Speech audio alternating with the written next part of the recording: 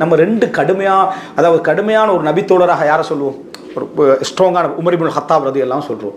Umar இப்னுல் ஹத்தாப் ரலியல்லாஹு அவர்கள் எப்படி நடந்து கொள்ற ஒரு சம்பவத்தை பாருங்க. உமர் ரலியல்லாஹு அவர்கள் ஒரு உஹது அல்லது பத்ர் யுத்தம், அவருக்கு முன்னால் இஸ்லாத்துக்கு வந்து ஒருத்தர் இருந்தார், அவருடைய சகோதரன் ஸைத் இப்னுல் ஹத்தாப். உமர் ரலியல்லாஹுடைய சகோதரன் ஸைத் இப்னுல் ஹத்தாப் இஸ்லாத்துக்கு வந்தவராக இருந்தாங்க. அந்த இதில் வந்து ஒரு கேடயம் இருந்துச்சு, அந்த கவசம். இந்த கவசத்தை நானீர் என்று உமர்லாம் சொல்கிறாங்க தம்பியில பாசத்தில். தம்பி வந்து அண்ணனுடைய இதில் வந்து இல்லை நான் அணிஞ்சிக்கிறேன் என்றார். அதாவது நீங்கள் அணிங்க என்றார். அதாவது நீங்கள் அணியாமல் நீங்கள் உங்களை பாதுகாப்புக்கு அணிஞ்சிங்க, நான் அணியாமல் போகிறேன். இப்படி ரெண்டு பேருக்கும் கடைசியில் ஒரு போராட்டம் ஆகிட்டு ஹதீஸில் வருது அப்படின்னா ஃபத்தரகாஹா ஜமியான், ரெண்டு பேரும் அணியாமல் யுத்த களத்திற்குள் நுழைந்தார்கள்.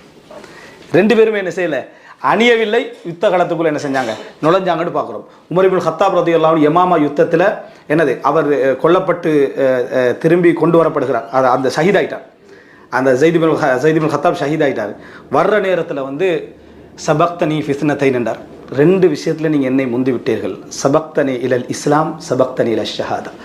இஸ்லாத்துக்கு நீங்கள் முந்தினீர்கள், உயிர் தியாகத்துக்கும் என்னை விட என்ன செஞ்சிட்டீங்க, முந்திட்டீங்க என்று சொல்லி உமர் இப்னுல் ஹத்தாப் ரலியல்லாஹு அன்ஹு ஸைத் இப்னுல் ஹத்தாப்பா சொன்னாங்க. இந்த இடத்துல நான் சொல்ல வந்தது என்னென்னா, இதையும் தாண்டின ஒரு அகலாக் என்னென்னா, அந்த நேரத்தில் மாலிக் இப்னு நுவைராவுடைய சகோதரன், தந்த சகோதரன் கொல்லப்பட்டுகிறார். மாலிக் இப்னு நுவைரா குஃபுரில் கொல்லப்பட்டுகிறார், இறை நிராகரிப்பில். ஆனால் அந்த சகோதரனை நினச்சி இவர் அழுகிறார். அவர் குஃபுரில் தான் கொல்லப்பட்டுகிறார், சகோதரன் முஸ்லீம் ஆகிறார், அவர் அழுகிறார். நிறைய கவிதையெல்லாம் படிக்கிறார். உமர் ரலியல்லாஹு வந்து ஏதாவது கவிதை படித்தாங்களா தண்ட சகோதரன் விஷயத்துலன்னா ஒரு கவிதையை என்ன செய்யலை, அவர் படிக்கல, சொல்கிற அளவுக்கு உமரெல்லாம் இருக்கலை. இப்போ மாலிக் இப்னு நுவைரோட சகோதரன் வந்த நேரத்தில் உமரெல்லாம் கவலையில் கேட்குறாங்க, ஏண்ட சகோதரன் விஷயத்தில் நீங்கள் ஒரு கவிதை உங்களுக்கு என்ன சொல்லலாமேன்னு கேட்குறாங்க. அப்போது அவர் ஒரு வார்த்தை சொன்னார்.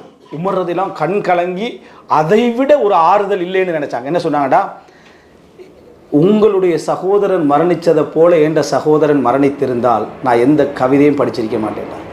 என்னோட சகோதரன் இஸ்லாத்தில் மரணித்தார், என் சகோதரன் குஃபுரில் மரணிச்சிட்டார்.